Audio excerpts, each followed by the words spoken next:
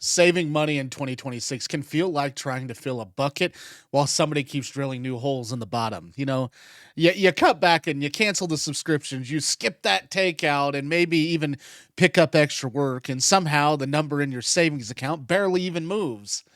That feeling is not just about bad habits. It comes from that higher everyday costs, some expensive housing, the debt payments, the rising insurance bills, that constant digital spending, and a financial system that makes it incredibly easy to spend before you realize you are doing it.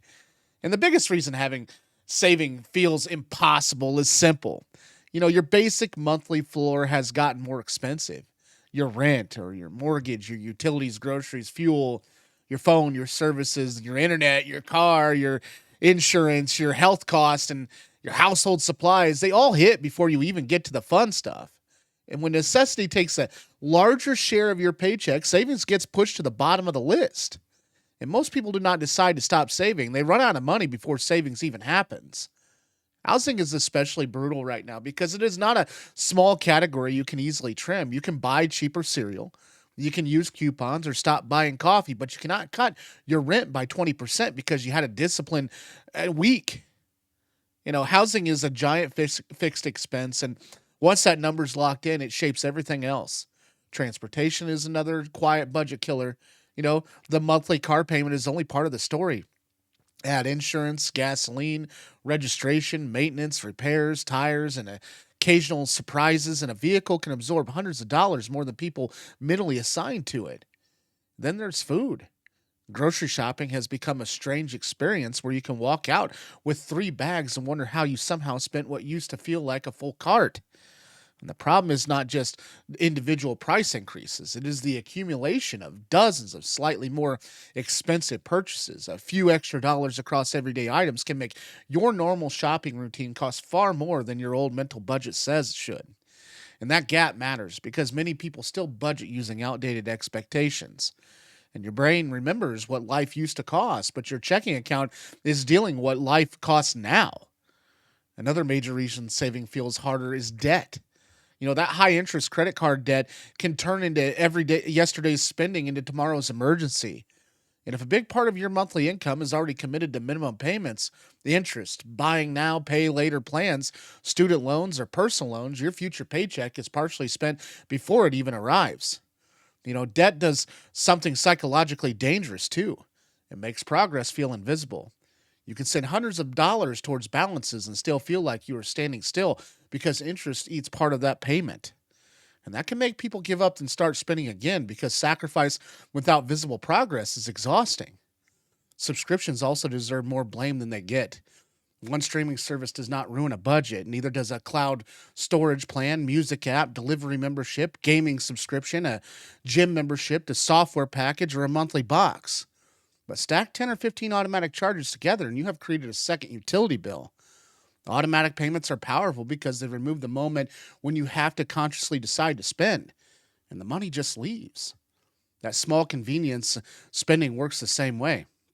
Delivery fees, app purchases, upgrades, digital tips, premium versions, and in game purchases and one click checkout are designed to reduce that friction.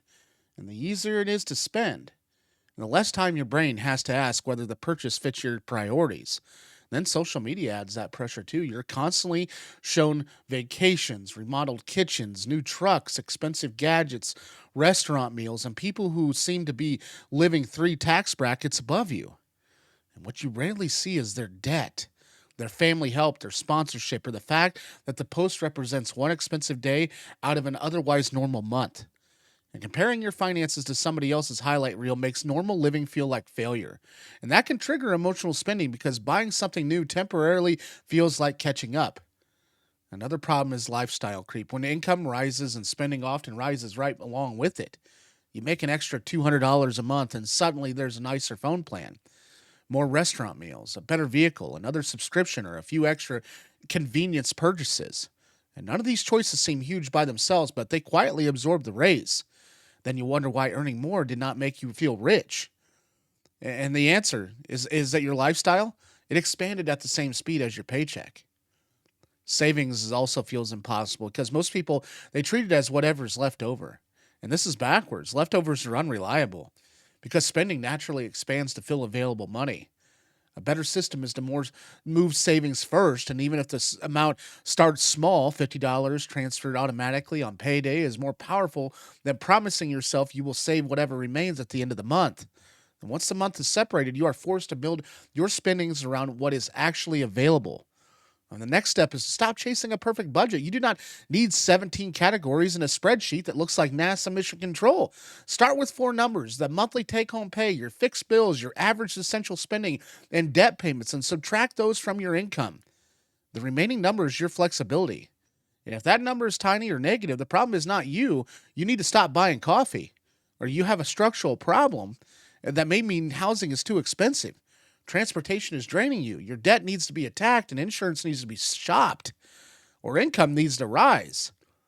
Big financial problems usually require big financial moves. You know, cutting tiny pleasures can help, but it cannot rescue a budget crushed by oversized fixed costs. It also helps to create specific savings goals instead of one vague pile of money. An emergency fund, a car repair fund, Christmas fund, a vacation fund, and home repair fund each solve different problems. And when every surprise comes from the same account, savings feels like it's constantly disappearing. The separate goal makes progress easier to see and prevent normal expenses from feeling like emergencies. And finally, remember, the savings money is not about proving how disciplined you are. It's about creating distance between you and the next financial problem. Even a small cushion can turn a broken tire from a credit card charge into an inconvenience. A larger emergency fund can turn a job loss from immediate panic into time to make a better decision. And this is the real purpose of savings in 2026. The challenge is not that people suddenly forget how money works. The challenge is that the margin between income and expense has gotten tighter. And while spending has become easier, faster, and more automatic, the solution is awareness, automation, and reducing the biggest fixed expense you can control, and aggressively dealing with expensive debt and giving every dollar a job before the month gives it one for you. And savings may feel impossible right now, but impossible and difficult are not the same things. And when you stop looking for one magical money hack and start fixing the biggest leaks first, progress can finally become visible. Thanks for watching today. If you found value today, I don't know if you've heard about the YouTube partnership program reaching 8,000 hours and 1,000 subs, but I desperately need your help before February 1st. So if you found value into this video today, please subscribe. I'd appreciate it. I'd love to see this channel last beyond next year and into the many, many years to come. And I can't do that without a subscription. So please do so. I appreciate it. Have a good day. Take care.